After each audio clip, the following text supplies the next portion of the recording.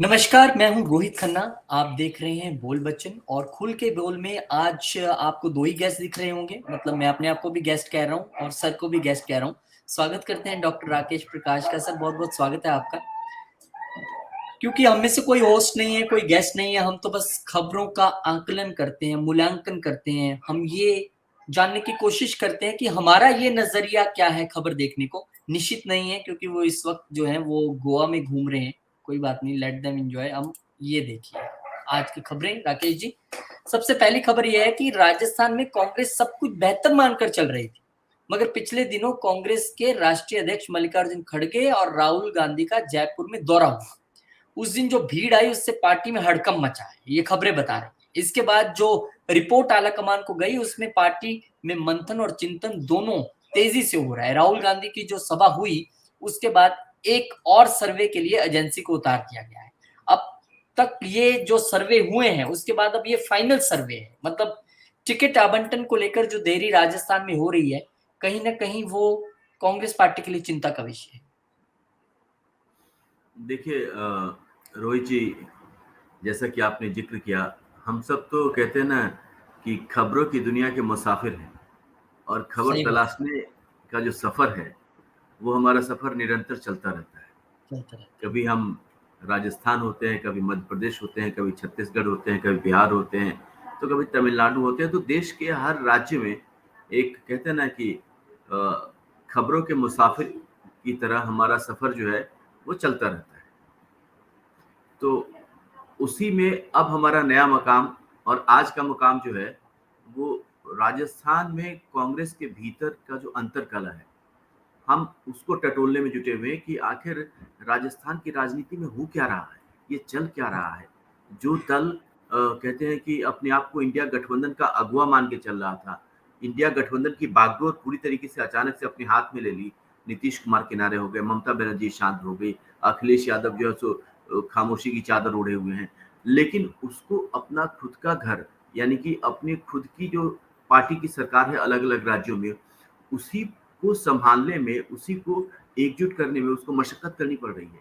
आखिर ये क्या आन पड़ा है? तो ये सवाल बड़ा आपने लाज़मी सवाल उठाया है कि जहाँ पे मल्लिकार्जुन खड़गे जा रहे हों, जहाँ पे राहुल गांधी जा रहे हों और जहाँ पे खुद कांग्रेस की सरकार हो और वहीं पे जो है इस पूरे कार्यक्रम में जनता नदारद हो या जनता की जो एक भागीदारी है, वो भागीदारी दिख नहीं रही है। तो ये तो सीधे तौर पे सरकार के प्रति, कांग्रेस के नेतृत्व के प्रति और कांग्रेस की योजनाओं को लेकर के जनता उससे कितनी जुड़ी हुई है, ये तो खुला-खुला एक आईना है। और उस आईने में जो तस्वीर निकल के आ रही है, वो तस्वीर डरावनी है। डरावनी कांग्रेस के लिए है, डरावनी राजस्थान में जो कांग्रेस की सरकार है उसके लिए है और ये डरावनी तस्वीर जो है वो आने वाले भविष्य के लिए आप समझ रहे हैं मैं किसकी बात कर रहा हूँ? जी। 2024 में जो आम चुनाव होने वाले हैं और साथ ही साथ जो राजस्थान में जो विधानसभा के चुनाव होने वाले हैं, ये दोनों के लिए ये तस्वीर जो है बड़ी डरावनी है। इस तस्वीर को देख के ऐसा लगता है कि आने वाले संकेत जो हैं वो कुछ और कह रहे हैं। सर एक बात ये है ना, टिकट का जो आवंटन है, कहा जा रहा था कि 2 महीने पहले हम कम से कम कर देंगे। अब उसमें कहानी ये है कि बीजेपी तो अपनी बिल्कुल एकदम रेडी बैठी है लिस्ट लेकर। उसने अपना वसुंधरा राजे वाला मुद्दा भी ऑलमोस्ट सुलझा लिया है। लेकिन यहाँ पर भी सचिन पायलट और गहलोत एक ही स्टेज पर तो दिखते हैं, लेकिन कहीं टिकट आवंटन इसीलिए तो देर नहीं हो रही है कि सचिन पायलट हो सकता है अपने समर्थकों के लिए टिकट मांग रहे हों, गहलोत साहब अपने समर्थकों के लिए मांग रहे हों और कह रहे हैं जो सर्वे आया है उसमें भी चौंकाने वाले रिजल्ट हैं। तो हाईकमांड का अब ये कहना है कि भाई एक और सर्वे होगा और वो सर्वे की रिपोर्ट फाइनल सीधा हाईकमांड के पास जाएगी। मतलब पर्ची वहां जाके खुलेगी कि किसकी क्या रिपोर्ट है। तो कहीं ना कहीं ये एंटी इनकम्बेंसी का भी एक फैक्टर आप इसको कह सकते हैं, जो टिकट देखिए अनाउंसमेंट नहीं हुआ। एंटी इनकम्बेंसी तो एक नेचुरल प्रोसेस है। ये सामान्य प्रक्रिया है कि जहाँ आपकी सरकार होती है, वहाँ आपकी योजनाओं से कुछ लोग जो है वो खुश भी होते हैं, कुछ लोग नाराज़ भी होते हैं। अगर आपने अच्छा प्रदर्शन किया है, अच्छे काम किए हैं, तो वहाँ पे लोगों का जो एक रिस्पॉन्स है वो आपके फ़ेवर में होता है। नहीं तो आम तौर पे जिसकी सरकार होती है उसके खिलाफ एंटी इनकम्बेंसी होना एक स्वाभाविक बात है। लेकिन यहाँ क्या है, कांग्रेस के भीतर जो एक परंपरा रही है, वो दरबारियों की परंपरा रही है। कांग्रेस हमेशा से सच्चाई को नकारने की एक पद्धति पे चलती आ रही है। ये जो सर्वे है, सर्वे सच्चाई लेके जाएगी। जो एजेंसी इन्होंने उतारा, एक कोई भी तटस्थ या न्यूट्रल एजेंसी इन्होंने उतारा होगा, वो जाएगी, सर्वे करेगी और जो ज़मीनी हकीकत होगा वो लेके वहाँ जाएगी। लेकिन ये जो गुटबाजी, कांग्रेस में 2 चीज़ें बड़ी मायने रखती है। इस चीज़ को रोहित जी ज़रा गौर करिएगा। कांग्रेस के भीतर की गुटबाजी और जो कांग्रेस आला कमान के जो दरबारी हैं, यानी कि जो सोनिया गांधी और राहुल गांधी के जो दरबारी हैं, ऐसे नेता जो चारों तरफ उन्हें घेरे रहते हैं हमेशा, तो इनके बीच का एक अंतर्द्वंद होता है और ये अंतर्द्वंद जो है वो हमेशा से कांग्रेस पे भारी पड़ता आया है। कांग्रेस नीचे जा रही है और नीचे जा चुकी है। इसमें 2 अहम पड़ाव हैं। एक तो जिसका नेतृत्व जो है वहाँ पे दरबारी करते हैं, दूसरा जो है वो स्थानीय स्तर पर गुटबाजी करते हैं। तो गुटबाजी जो है अभी यहाँ पे गहलोत साहब और पायलट साहब के अपने-अपने कुनबे हैं और दोनों के बीच जो है वो आप जानते हैं कि पिछले 5 सालों से जो है वो रस्साकशी चल रहा है, खींचतान चल रही है, किसी तरह से सरकार बनी हुई है, आला कमान का दबाव है और जनता के बीच जो है वो छवि सुधारने की एक कोशिश है। लेकिन छवि सुधारने की जगह एक अलग ही छवि बनती जा रही है। पार्टी नेता एक दूसरे के खिलाफ बयानबाजी कर रहे हैं, लड़ रहे हैं, फिर कलह हो रही है, सुलह हो रही है। ये प्रक्रिया चलती आ रही है। अब इस प्रक्रिया में जो सबसे जो अहम चीज़ है, वो ये है कि अब इन्होंने एक तीसरा रास्ता बनाया है सर्वे का। सर्वे से जो जाएगा, अब आपको क्या लगता है कि गहलोत साहब मान जाएँगे उस सर्वे को? आपको क्या लगता है पायलट मान जाएँगे उस सर्वे को? और आपको क्या लगता है कि जो दरबारी वहाँ बैठे हैं, उसके ज़रिए भी बहुत सारे लोग अप्रोच कर रहे होंगे? तो ये जो खिचड़ी पक रही है, ये खिचड़ी जो है और इस खिचड़ी का जो स्वाद है और ये खिचड़ी किन-किन को मिलेगी, ये कहना बड़ा मुश्किल है। और अल्टीमेटली इस खिचड़ी का जो नतीजा आएगा, जो जनता के सामने जो चेहरे उतर के आएँगे, उन चेहरों को जनता कितना पचा पाएगी या उन चेहरों को जनता कितना पसंद कर पाएगी, ये कहना अभी बहुत मुश्किल है। जी। तो ज़ाहिर तौर पर कांग्रेस के लिए टिकट का जो ये देरी होना है, कांग्रेस की क्या नेचर हो गई है? टिकट इधर उधर टिकट शेयरिंग में देरी हो रही है और इधर टिकट आवंटन में देरी हो रही है। तो क्यों इतनी कन्फ्यूज़न है? मुझे लगता है इस पे भी हम एक स्पेशल देखिए प्रोग्राम बनाएँगे कन्फ्यूज़न और देखिए जी, कन्फ्यूज़न जो है, कांग्रेस पार्टी में जो कहते हैं ना कि अ अ, खुद को खुश रखने का गालिब ये ख़्याल अच्छा है, तो कांग्रेस पार्टी कुछ-कुछ इसी ढर्रे पे चल रही है। कांग्रेस जो जी, है वो मतलब कभी भी तथ्यों, कथ्यों और सत्य के कहते हैं ना सत्य, कथ्य, तथ्य ये जो पैमाना है कांग्रेस ने कभी इस पैमाने को नहीं आज़माया। कांग्रेस हमेशा से कहते हैं कि जो सोनिया जी का है, जो राहुल जी का है, कांग्रेस के लिए पहली प्राथमिकता ये होती है। दूसरी प्राथमिकता जो है वो गुटबाजी होती है। गुटबाजी में जो दावेदार मजबूती के साथ अपना पक्ष रख के निकल गया, वो बाजी मार गया। तो ये चीज़ जो है आपने देखा होगा कर्नाटक में भी सरकार बन रही थी तो जब मुख्यमंत्री के चुनाव का समय आया तो दोनों गुटों के बीच जो है सो जम के रस्साकसी हुई 3-4 दिन तक दोनों गुटों के नेता दिल्ली में बैठे तब जाके किसी तरीके से सिद्धिरमैया के पक्ष में फैसला गया। तो यहाँ भी कमोबेश वही स्थिति है। यहाँ पे तो गहलोत साहब और पायलट साहब के बीच जो है सो खुले मैदान में तलवारबाजी चलती है, खुले मैदान में बिल्कुल। एक दूसरे पे निशाने साधे जाते हैं। तो ये राजस्थान का जो मैदान है, राजस्थान के मैदान में जनता के भी मुद्दे हैं, लॉ एंड ऑर्डर भी है और कांग्रेस पार्टी के भीतर अपना घमासान भी है। बिल्कुल है और कामयाबी के नाम पे कामयाबी के नाम पे जनता को लुभाने के लिए इन्होंने छोटे-मोटे जो कहते हैं ना, वो लुभावने जो योजनाएँ हैं, वो लागू की हैं, नो डाउट। बिल्कुल लेकिन सही कहा जनता आपने। इससे कितनी सहमत है, कहना मुश्किल है और जब ऐसे में चुनाव के ठीक पहले लास्ट मोमेंट पे अगर आप उम्मीदवारों का नाम तय करेंगे, तो उन उम्मीदवारों के पास भी बहुत कम समय होगा जनता के पास जाके अपनी बात रखने का, समझाने का, बताने का। तो ये जो पूरी प्रक्रिया में देरी हो रही है, ये प्रक्रिया कांग्रेस के लिए जो है वो बहुत नुकसानदेह साबित होगी। ये पिछले साल हम हिमाचल में भी हमने देखा था बिल्कुल नॉमिनेशन के लास्ट दिन जो है कई नाम तो उस दिन अनाउंस हुए। लग रहा था कि आज नहीं अनाउंस हुए तो नॉमिनेशन कैसे होगी? चलिए, आगे बढ़ते हैं और बात करते हैं पाकिस्तान को क्या प्रॉब्लम है समझ में नहीं आती है। इनको हर जगह जो है ना वो गलती दिखाई देती है। पाकिस्तान की टीम टूर्नामेंट खेलने के लिए भारत तो आ चुकी है। टीम का यहाँ ज़ोरदार स्वागत भी हुआ, लेकिन प्लेयर्स को खाने में बीफ नहीं मिलने के मामले ने तूल पकड़ लिया। भारत के कई राज्यों में बीफ बैन है। ऐसे में टूर्नामेंट में उतरने वाली किसी भी टीम को बीफ नहीं दिया जाएगा।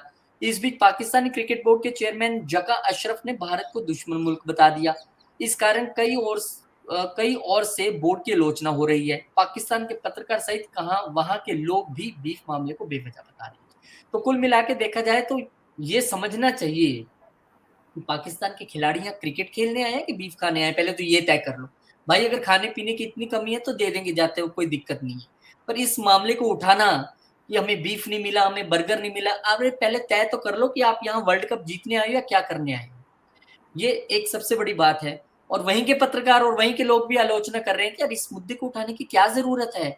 और ये पाकिस्तान क्रिकेट बोर्ड के चेयरमैन जका अशरफ, ये मेरे को नहीं लगता बोलने से पहले कुछ सोचते हैं, पहले कुछ बोलते हैं फिर यू टर्न लेते हैं। और मुझे लगता है कुछ संतुलन है नहीं इनका। देखिए अशरफ जी जो है वो जो कहते हैं ना कि जो यहाँ वहाँ की क्रिकेट बॉडी है, उस क्रिकेट बॉडी पीसीबी के नुमाइंदे या पीसीबी के मुखिया होने के नाते जो बयानबाजी होनी चाहिए या जो बात होनी चाहिए, उसकी बजाय वो राजनीतिक दल की भाषा बोल रहे हैं। मुझे रही लगता है बात उनको बहुत शौक है खिलाड़ियों की, पॉलिटिक्स में जाने का।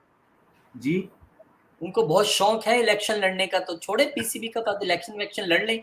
और वहाँ इलेक्शन लड़ने के बाद नेताओं के साथ क्या क्या होता है, या तो ब्रिटिश उधर भाग जाते हैं वो, जैसे नवाज शरीफ साहब भागे, या फिर इमरान खान की तरह अंदर कर दिए जाते हैं, या फिर क्या हशर होता है वहां देख लें। जका अशरफ भी अगर चाहते हैं तो क्या दिक्कत है। देखिए पाकिस्तान इकलौता ऐसा देश है जहाँ पे कि सबसे ज्यादा साउथ एशिया में पाकिस्तान और म्यांमार दो ऐसे देश हैं जहाँ पे कि हर कुछ दिनों के बाद जो है वो सैनिक सत्ता होती है। आपने जिया उल हक को देखा होगा या उसके पहले की सरकारें देखी होगी, बेनजीर भुट्टो की सरकार देखी होगी, अभी कहते हैं ना कि ये अपने नवाज शरीफ साहब चले गए, अब उनके भाई साहब जो सो सत्ता की कमान वो भी चले गए संभाल अब, और घर की संभाला, बहस आ गए हैं। और अब जो है कार्यवाहक प्रधानमंत्री वहाँ कार्यभार देख रहे हैं।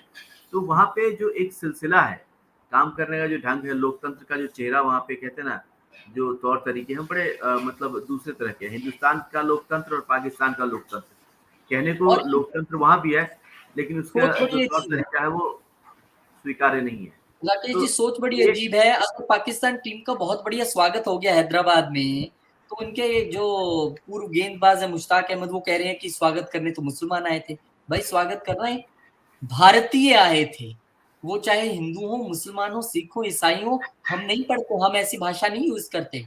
हमारा देश आपकी तरह नहीं है। हम कह रहे हैं कि आपके, क्योंकि अतिथि देवो भव, हमारे लिए वो, हम भारतीय कह रहे हैं कि भारतीय आपका स्वागत करने आए थे। आप कैसे फूट डाल रही हुई कह के कि मुसलमान स्वागत करने आए थे। तो मुझे लगता है ये यहाँ क्रिकेट खेलने आए हैं या पॉलिटिक्स करने आए हैं, इनका तो माइंडसेट ही देखिए क्लियर नहीं। देखिए खेल जो है ना, खेल में जाति और धर्म और संप्रदाय की कोई भूमिका नहीं होती। और खास तौर से जो भारत है, भारत जो है वो एक कहते हैं कि सेकुलर कंट्री है। और यहाँ पे 100%। जो यहाँ की सभ्यता है, यहाँ की संस्कृति है, यहाँ की परंपरा और रीति रिवाज है, उसके हिसाब से स्वागत किया गया, उसके हिसाब से खान पान है, उसके हिसाब से रहन सहन है। तो हर देश की अपनी एक कहते हैं कि संस्कृति होती है और उसके हिसाब से तमाम चीजें होती हैं। और खान पान को लेकर के सवाल उठाना जो है एक खिलाड़ी और एक खेल संगठन के लिए उचित नहीं बनता। इनको खेल पे ध्यान देना चाहिए, अपनी खेल की गुणवत्ता के जरिए लोगों के बीच अपनी एक पकड़ बनानी चाहिए, अपनी लोकप्रियता हासिल करनी चाहिए। तो खेल और खेल के मैदान से अलग ये ऐसी बातों का जिक्र कर रहे हैं, ऐसे मुद्दे उठा रहे हैं जो कि कहीं से खेल और खिलाड़ी की भावना को इंगित नहीं करता। ये सीधा सीधा ये बताता है कि आप हिंदुस्तान में खेलने आए हैं या खाने पीने आए हैं। वनडे इंटरनेशनल में आज तक आप भारत से जीते नहीं वर्ल्ड कप में। आप वो टेंशन लीजिए कि हम जीत पाएंगे कि नहीं जीत पाएंगे, हम क्या करेंगे, टेंशन आपको बीफ की हो रही है। तो मुझे लगता है कि ये एक पूरा वर्ल्ड इसको देख रहा है, और किसी देखिए कंट्री की इतनी टीमें जीतने आई हुई है, किसी ने कोई सवाल नहीं उठाया। रोहित साहब, ये जीतने की बात नहीं है, ये हार का डर है। और उस हार के डर को ये पचा नहीं पा रहे हैं, इसलिए कहते हैं ना कि अनर्गल बयानबाजी हो रही है, खाने को लेके, बीफ को लेके, तमाम दूसरे मुद्दे उठा ले जा रहे हैं। क्यों? क्योंकि इनको पता है कि मैदान पे ये चारों खाने चित्त हो जाएंगे।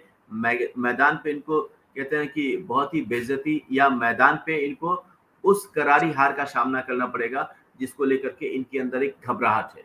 गनीमत रहे वीजा मिल गया। 48 घंटे पहले तो वीजा दिया है, वो भी आईसीसी के हस्तक्षेप के बाद। और फिर अब ऐसी बातें करेंगे तो कैसे बात चलेगी। भारत को आप वो करने की कोशिश ना करें, एडवाइस या गाइड कि हम क्या हैं।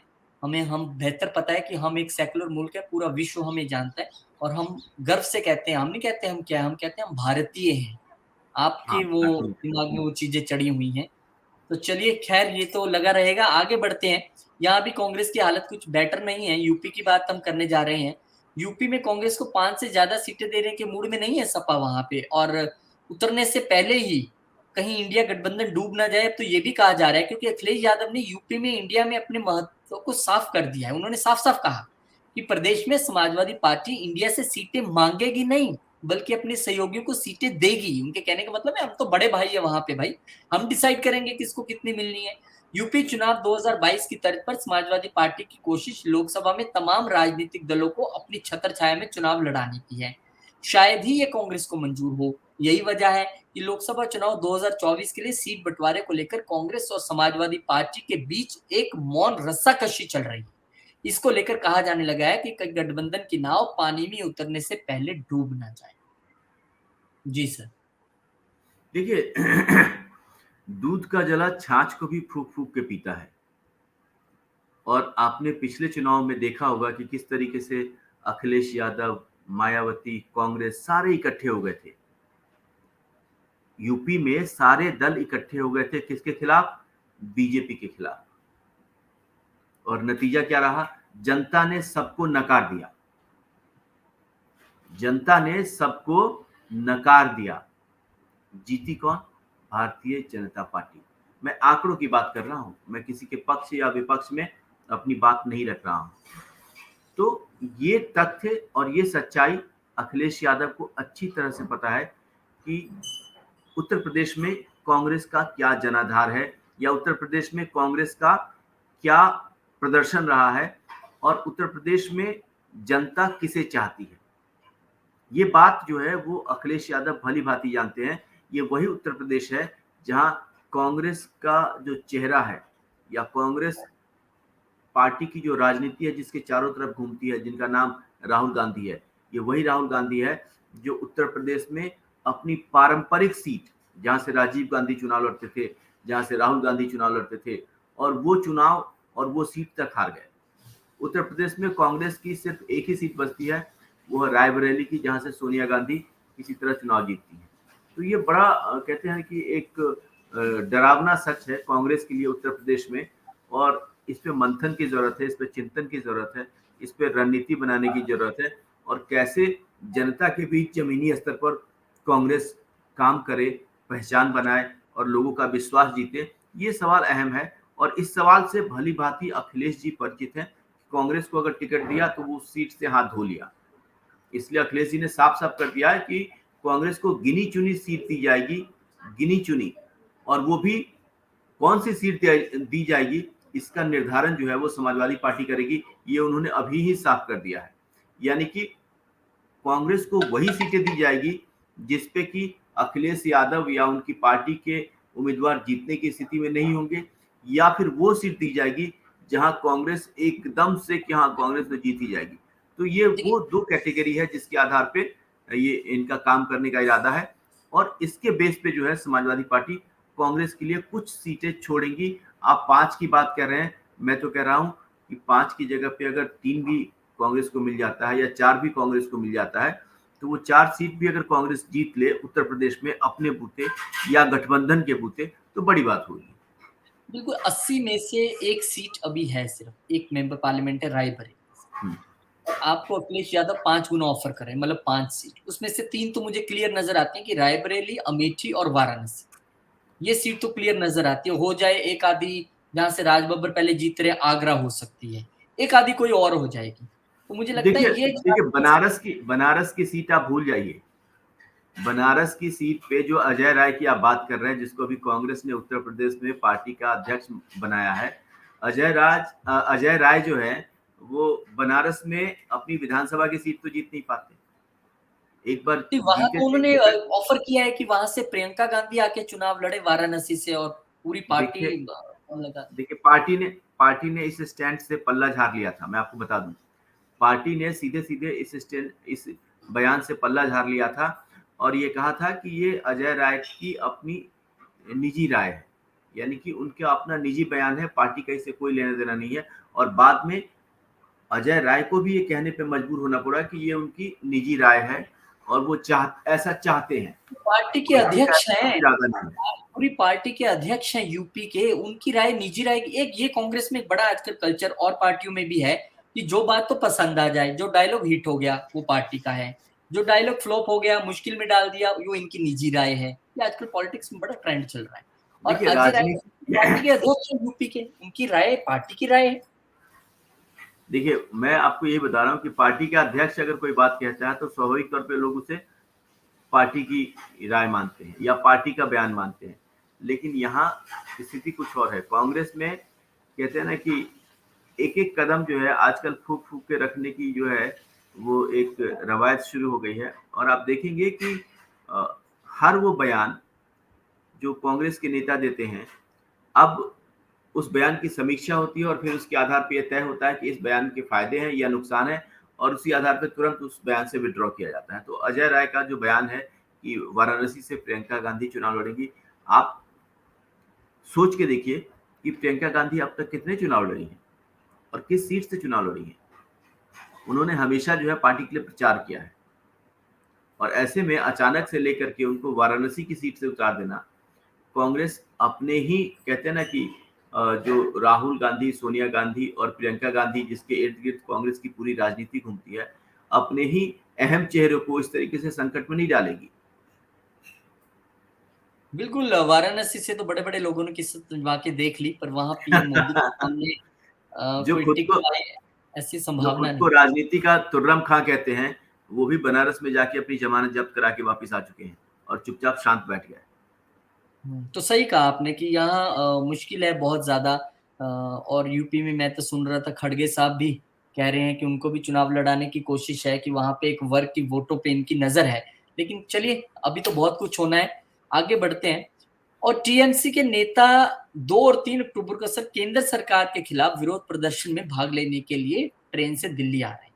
टीएमसी मनरेगा का फंड रोकने और अन्य मुद्दों को लेकर केंद्र सरकार के खिलाफ प्रदर्शन करेगी। इस प्रदर्शन में लगभग 4,000 मनरेगा मजदूर शामिल होंगे। और जो अभिषेक हैं, जो टीएमसी के नेता हैं और ममता बनर्जी के रिलेटिव हैं, वो इसको लीड करने वाले हैं। तो सबसे पहले तो आप दिल्ली आ रहे हैं प्रदर्शन करने, ठीक है कि केंद्र सरकार से आपने पैसा लेना है, तो आप बंगाल में ही करते तो प्रदर्शन ज्यादा बेटर था।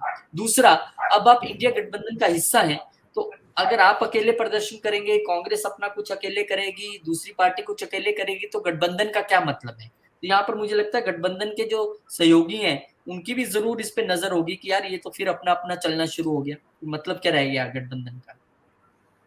देखिए गठबंधन के नेताओं को ये इंडिया गठबंधन को अच्छी तरीके से पता है कि उस गठबंधन में जितने भी दल हैं, सब जो है सो अपनी डफली अपना राग,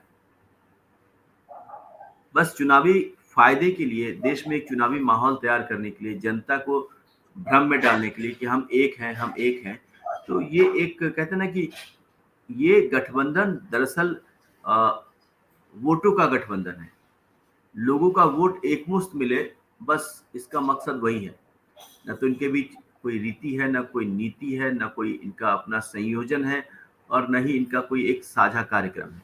ये सिर्फ और सिर्फ जनता को ये दिखाने के लिए कि देखो जी हम सब इतने सारे लोग इस कुनबे में हैं, तो इस कुनबे को सभी दलों के जो भी वोटर हैं उनका एक साथ वोट मिल गया। बस एकमात्र इनकी कोशिश यही है। दूसरी बात रही कि मनरेगा। अब देखिए अभिषेक बनर्जी को लेकर के अभी कोलकाता हाई कोर्ट के एक जज ने सवाल उठाया था और कहा था कि भाईपो, बंगाली में एक शब्द यूज किया जाता है भाईपो। भाईपो का मतलब होता है कि भतीजा, ठीक है। तो ममता बनर्जी के ये रिश्तेदार लगते हैं और इनके पास जो संपत्ति है और इनका जो अपना कहते हैं ना कि इनका जो काम करने का तरीका है, उस दोनों के बीच का जो एक अनुपात है वो थोड़ा-सा फिट नहीं बैठता। लोग कहते हैं कि इनके पास इतनी संपत्ति कहाँ से आ गई? ये करते क्या हैं? और जब राजनीति में है तो जनता की सेवा करते हैं, जनता की सेवा के बदले इनको क्या मिलता है, कैसे मिलता है, मिलने का क्या तरीका है? और जब ये सब चीज़ों की चर्चा होती है तो ये होता है कि भाई अभिषेक बनर्जी के पास इतनी संपत्ति कहाँ से आ गई?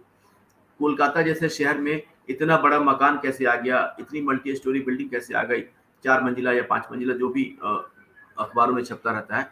तो और ये इतनी लेविश लाइफ लीड करते हैं, तो इसको लेकर के तमाम तरह के सवाल हैं। अब रही बात मनरेगा को लेकर के, तो आपने देखा होगा पश्चिम बंगाल में कई सारे शारदा घोटाले से लेकर के कई सारे घोटाले हुए हैं, और इसको लेकर के जो है वो सरकार और जनता के बीच जो है वो कई तरह के सवाल हैं। ऐसे में आप मनरेगा, आखिर आपको ये वजह तलाशनी चाहिए कि मनरेगा के फंड को लेकर के केंद्र सरकार ने पश्चिम बंगाल में क्यों जो है वो लगाम लगाई, क्यों उस पर रोक लगाई? दूसरे राज्यों में तो नहीं लगाई। आप ही क्यों?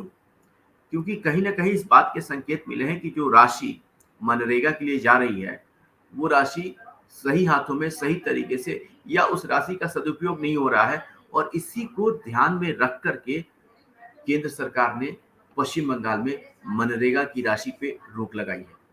तो ये बड़ा अहम सवाल है। राज्य सरकार को पारदर्शिता की नीति का पालन करना चाहिए। राज्य सरकार को ये सुनिश्चित करना चाहिए, या केंद्र को ये भरोसा दिलाना चाहिए कि आप जो राशि मुझे दे रहे हो, उस राशि का हम सही इस्तेमाल करेंगे, और वो राशि जिस मद के लिए आ रही है वहाँ खर्च होगी।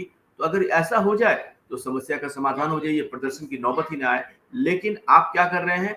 आप प्रक्रिया को सही तरीके से या केंद्र सरकार को भरोसे में लेने के बजाय आप प्रदर्शन का रास्ता अपना रहे हैं। क्यों? क्योंकि प्रदर्शन के जरिए आप राजनीति और चुनावी राजनीति के जरिए फायदा लेने की कोशिश कर रहे हैं।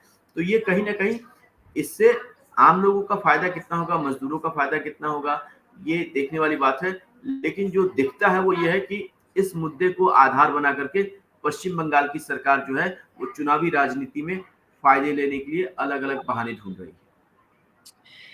सही कहा आपने, चुनावी राजनीति के फायदे। और आगे बढ़ते हैं, ये खबर बड़ी इंटरेस्टिंग सी है। गडकरी साहब आजकल बिल्कुल एकदम बाउंसर मारते हैं। उन्होंने कहा है कि बीजेपी के नेता हैं गडकरी साहब, बहुत अच्छे मंत्री हैं, उनका कार्य जो डिपार्टमेंट में काम है वो बड़ा जबरदस्त है। उन्होंने कहा है कि लोकसभा चुनाव को लेकर मैं एक साफ बात कर दूं कि ना तो मैं बैनर पोस्टर लगवाने वाला हूं इस बार, वोट देना है तो दो, नहीं देना है तो ना दो। उन्होंने कहा कि चुनाव में माल पानी भी नहीं मिलेगा, मतलब मैं चाय वानी ये वो करोगे ना, आओ खाओ पियो, वो भी नहीं करूंगा। मैं पैसा खाऊंगा भी नहीं और खाने भी नहीं दूंगा, लेकिन तुम्हारी सेवा ईमानदारी से करूंगा, ये विश्वास है। तो गडकरी साहब का ये जो बयान है ये काफी आजकल चर्चा में है। और मुझे लगता है कि मैं इस बयान को पर्सनली मानता हूँ कि एक पॉजिटिव बयान है। अगर हर नेता ये सोच ले कि भाई मुझे तो पोस्टरबाजी भी नहीं करनी है और मुझे किसी को कोई खाना पिलाना भी नहीं कराना है, मैं तो काम कर सकता हूँ अपने डिपार्टमेंट का सबसे अच्छा, वोट डालनी है तो डाल दो। आपको लगता है कि बाकी भी ऐसे कर सकता है कोई? देखिए, ये एक बड़ा ही आदर्श बयान है, और इस बयान ने नितिन गडकरी के उस आत्मविश्वास को जनता के सामने लाया है, जिसकी बदौलत वो निरंतर राजनीति में रहते हुए भी जनता की सेवा को प्रमुखता देते हैं। आपने देखा होगा पिछले दिनों नागपुर में बहुत, या पूरे विदर्भ में बहुत ज़्यादा बारिश हुई थी, और नागपुर में तो बाढ़ जैसी स्थिति खड़ी हो गई थी। और उस समय रात के 8 बजे अगर कोई एक नेता नागपुर शहर में दौरे कर रहा था, लोगों के बीच था, लोगों की समस्याएं सुन रहा था, तो वो नितिन गडकरी थे। केंद्रीय मंत्री है, सांसद है, दिल्ली में रहना उनका जरूरी होता है, लेकिन जितना वो दिल्ली में रहते हैं उससे ज्यादा वो नागपुर में रहते हैं। जब कभी भी नागपुर के लोगों को समस्याएं होती है, नितिन गडकरी नागपुर में गली मोहल्लों में घूमते नजर आते हैं। तो ये नितिन गडकरी का जो ये बयान है वो सिर्फ कहते हैं ना कि बयान नहीं है, ये वो सच्चाई है, ये उनका विश्वास है, भरोसा है, जो कि वो वहाँ की जनता के बीच लगातार दिलाते आ रहे हैं। और आप ये समझिए कि जो नेता इस तरीके से काम करता है, वो ऐसे बयान ताल ठोक के देता है, और नितिन गडकरी का जो ये बयान है वो इसी का परिचायक है। सही कहा आपने। उनके अगर डिपार्टमेंट का कार्य भी देखें तो भारत में बॉर्डर से लेके शहर से लेके गांव तक उम्दा सड़कें और जबरदस्त काम, नए रिकॉर्ड उन्होंने बनाए हैं, रिकॉर्ड टाइम में सड़कें बनाई हैं। और ये उनका पूरे बयान है। पूरे देश में जो नेशनल हाईवे का जो एक जाल बिछा है, या राजमार्ग का जो जाल बिछा है, उसमें बहुत बड़ा योगदान जो है वो नितिन गडकरी का है। नितिन जी। गडकरी खुद जो है वो सड़कों का निरीक्षण करते हैं, खुद जो है सो टेस्टिंग प्रक्रिया में भाग लेते हैं। आपने देखा होगा कई बार वो गाड़ियों में बैठ करके हाईवे पे चलते हैं और देखते हैं कि जो निर्माण हुआ है उसमें क्या कमी है या बिल्कुल, कहाँ क्या बड़ा सुधार होना इंटरेस्टिंग चाहिए? वीडियो राकेश जी, बड़ा इंटरेस्टिंग वीडियो उनका मैं देख रहा था। वो बैठे थे और चाय का कप उन्होंने शायद रखा था डैशबोर्ड पे कार की और बोला 160 पे चलाओ और ये चाय गिरी तो मतलब मैं कोई पैसा-वैसा नहीं, सब कैंसल जो रोड आपने बनाई है। और वो मेहराने की बात है कि वो वीडियो में मैं देख रहा था 160 के 170 पे कार चल रही थी और वो शेक भी नहीं हुआ कप जो है। तो ये एक मंत्री का इस तरीके से जाना और चीज़ों को चेक करना, इस लेवल तक जाना और जैसे अभी वो बायोफ्यूल को लेकर या फ्लेक्सी फ्यूल को लेकर वो चीज़ें कर रहे हैं, क्रांति लाने वाले हैं। किसानों को जिस तरह ने उन्होंने फ्यूल से जोड़ने की कोशिश की है कि गन्ने से फ्यूल बनेगा या और चीज़ों से बनेगा। मुझे लगता है एक दूरदर्शी नेता के तौर पे उभर के सामने आ रहे हैं और अच्छा काम कर रहे हैं और उनका ये जो बयान है वो उनका आत्मविश्वास भी दिखाता है। बाकी देखना पड़ेगा जब चुनाव आएँगे गडकरी साहब के कितने पोस्टर नज़र आते हैं कि नहीं आते हैं।